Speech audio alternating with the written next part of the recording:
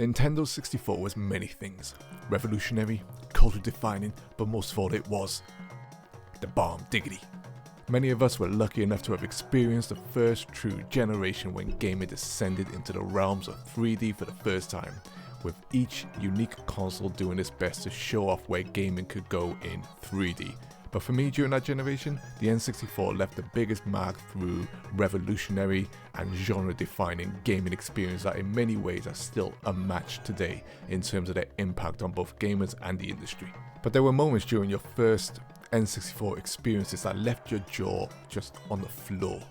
I'm not talking about those epic graphical moments, but what I'm talking about here are those little details in many games that made you go, "Holy Testicle Tuesday!" So in this video, I'll list a few N64 detail wow moments that left not just a smile on my face, but a forever lasting respect for the developers who thought of these things, even if most people wouldn't even notice some of them. So sit tight and get in or get out.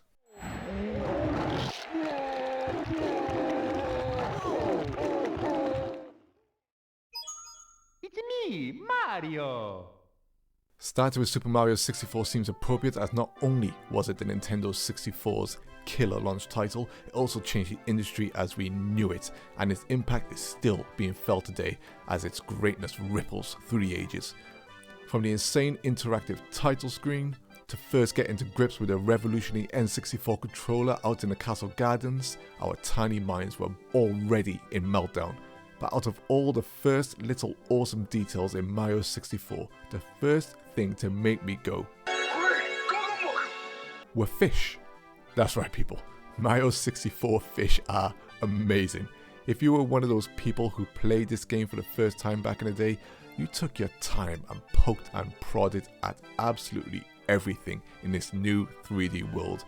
And before jumping into Jolly Roger Bay, you should have noticed the two black holes in the walls behind you, where one leads you to the secret star room, and in here you get to swim underwater, surrounded by tons of fish which all evade and move away realistically from Mario as you try to swim through them all. I couldn't tell you how much time I spent in here swimming around chasing a fish.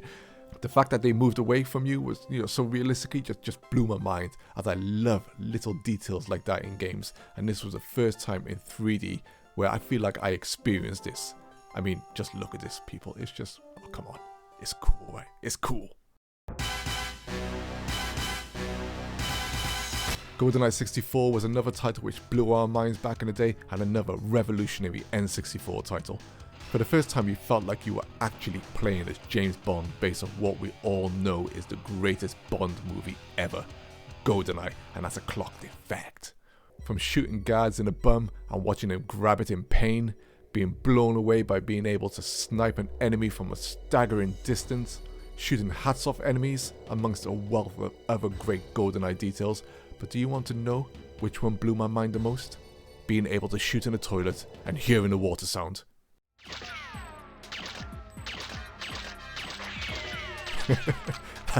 That's right people, when you shoot in the toilets in GoldenEye, you get a water sound. Now that's what I call attention to detail from 1997 people.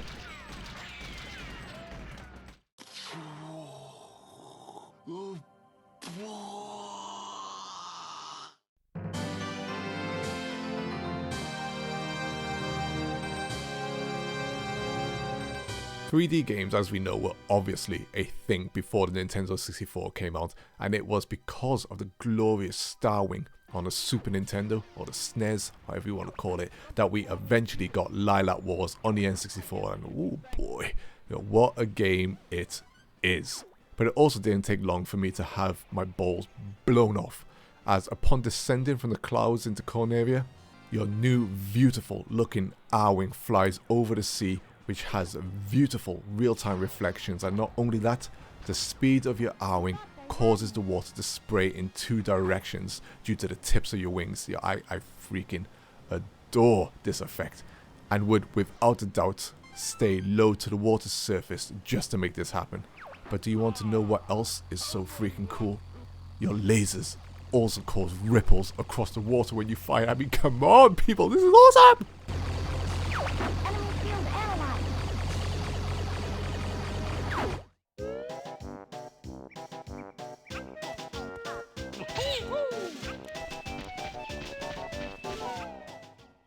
The Bird and the Bear, rare at their heights, and what glorious heights they were, people. There's a reason why people always argue which game is better, Mario 64 or BanjoKazooie, because both games are legendary in their own rights. Banjo was like a Saturday morning cartoon with that British humour that Rare captured so perfectly. But what they also captured was pure fun, along with pumping in a ton of little details which they would become greatly known for on the N64. And just look at the level of detail put into these water droplets when Banjo runs through them. Oh man, just incredible. Literally every water drop gets kicked up, falls down and creates its own ripples back in the water. I mean, not even current gen games do this, people. And then added to the fact that when you jump into the water, the bubbles you create rise up to the surface of the water and create their own ripples. This game, people. This game.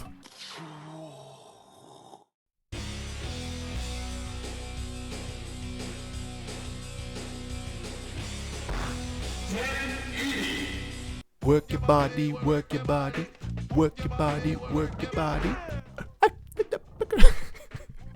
After 1080 released, like many N64 games, 1080 became the template for everyone to follow. The physics, the board control, the soundtrack, the courses, everything in this game blew my mind at the time, and it has remained one of my favorite N64 games to this day. But you want to know what blew my mind the most in this game? Do you want to know? Of course you do. Your character's coat. That's right. When going fast enough, as well as catching enough air, your character's clothes flap realistically in the wind, giving the character a great sense of being within the environment.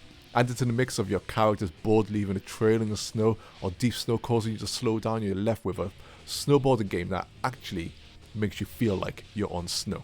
But the most mind-blowing part for me is this part where you can literally jump off a mountain, your clothes flapping wildly in the wind, and if you're skilled enough, Just like me. then you can angle your board, land safely, and have your balls blown off again as your character now boards on ice with its reflection showing on the surface.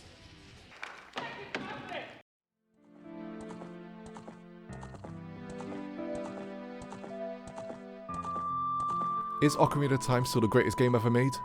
Yes! Yes. Revolutionary. There's that word again, people. And as we know, Ocarina of Time was exactly that, and companies still try to replicate this game to this day. To be there when this game launched in 1998, the best year in gaming, and that's another clocked it fact. But I'll tell you what the greatest thing in Ocarina of Time is, people. Shall I tell you? Chopping up signs. It's easy for people these days to look at the Kokiri Forest online and easily make their way to the Great Deku Tree. But when this game first came out, full 3D worlds like this were still new. And we gamers poked and prodded at everything to try and work things out, whether it's control wise, 3D wise, whatever. So yes, the signs were our tutorials in this game, and we used them. And like many, it took some time not to just find the Kokiri sword, but also find enough rupees to buy the Deku shield. But this is something Nintendo wanted you to do in the very starting area. Use the tutorials and spend time looking around. I mean, look at this. You can chop the sign up in multiple ways. It's just, come on, that's awesome. And I utterly love it. I also love the fact that Nintendo hid items in trees, just as long as you rolled into them. I love little things like that. But the single greatest detail in this game, people, the single greatest detail,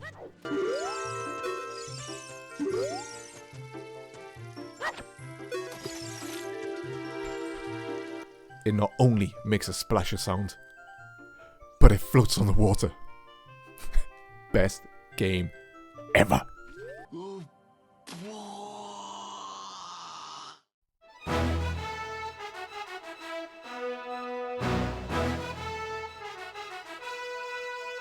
If you haven't played Force Gemini yet, What's wrong with you?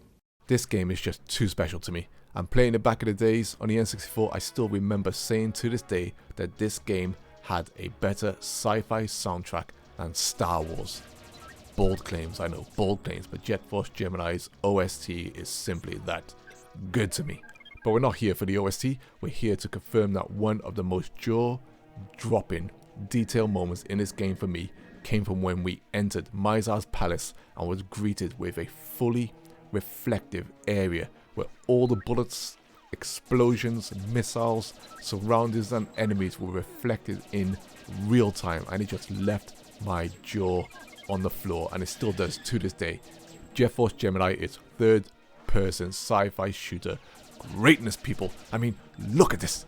Just look at this. Look at it!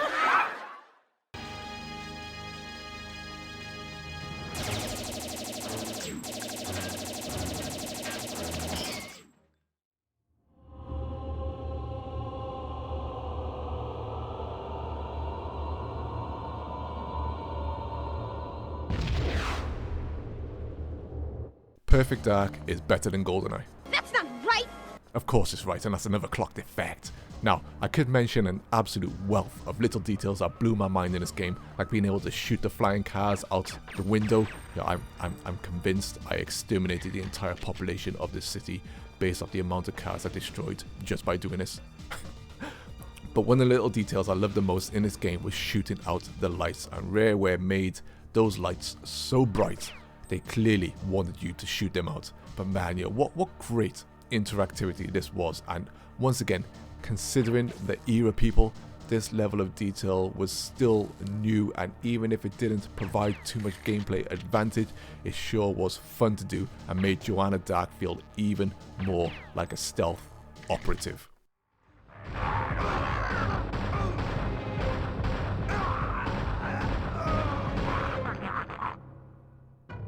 Turok 2, man, what a sequel. What a game. You know, killing the hybrid dinosaur army in this game felt even more awesome than the original, especially as your arrows lodged into your enemies in even more multiple ways this time, creating even more unique animations. But we haven't brought up Turok to talk about dinosaurs. I mean, why would we do that? You know, what's the point in that? Nope, we've come to talk about watching the water effects as we shoot into the water.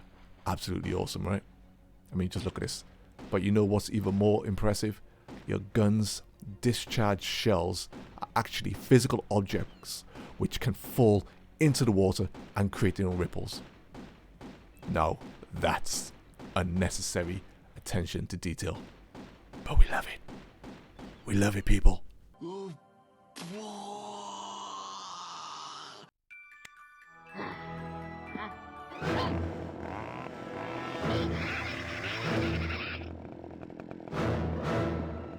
Stupid logo. And last, but certainly not least, we have Conker's Bad Fur Day. Now, another clocked it fact for you. Conker's Bad Fur Day is the best Matrix game ever made. You want to know why?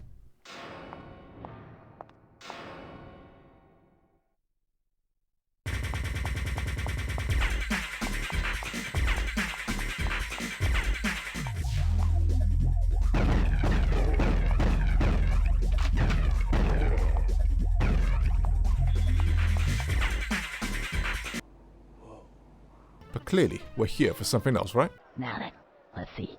Babe time. No, not that. You filthy animal. I'm talking about water again. You know, man, I really do have a thing for water in video games, don't I? Yeah, it really does appear that way. But anyway, Rareware, you know, keep up their technical prowess on the N64 by having Conker shake the water off his fur after he gets wet, and the water droplets he shakes off actually land back in the water, and once again create their own ripples.